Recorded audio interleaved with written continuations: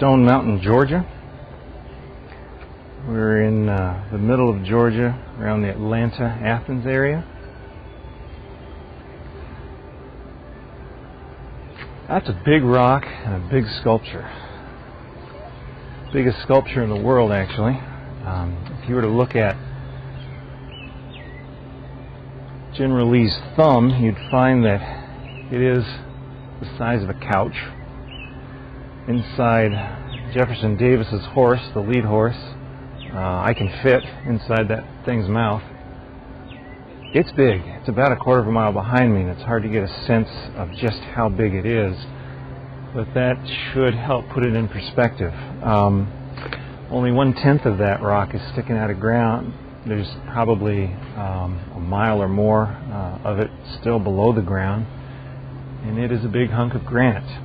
Much of that has been quarried, sent around the world. You'll find granite in the steps of the Capitol in Washington, D.C. You'll find it in buildings in Tokyo, Detroit, New York, San Francisco. It's really gotten around the world. This was a meeting place for many generations, perhaps hundreds, even thousands of years. It sticks up out of the Georgia flatlands, which are well treed, so if you could climb a tree within probably 50 miles or more of this place, you could probably see it. So a natural meeting place. Native Americans met here, later French traders met here, and then the British and the Americans.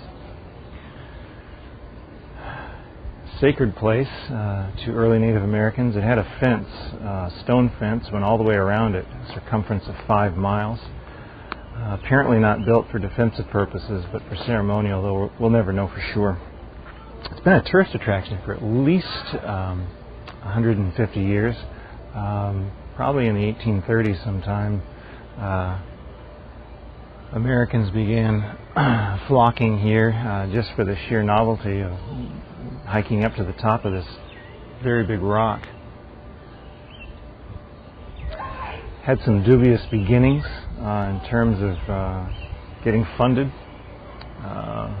It was originally conceived by a Confederate officer, his widow.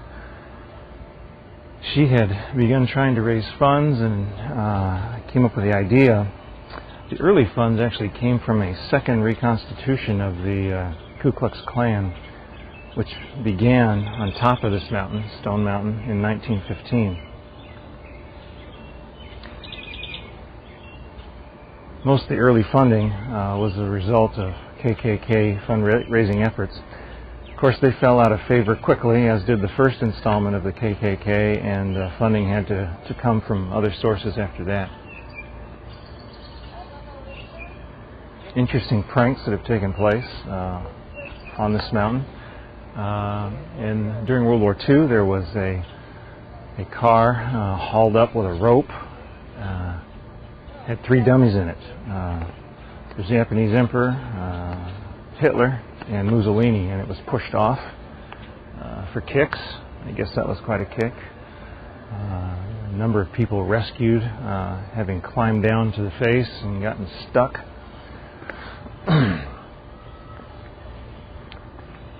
Work on the sculpture began about 1923.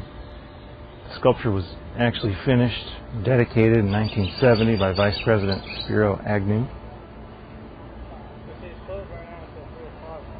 Now it's a huge tourist attraction. There's a lake, a railroad, a crossroads area with lots of amenities and fun things for the kids to do, but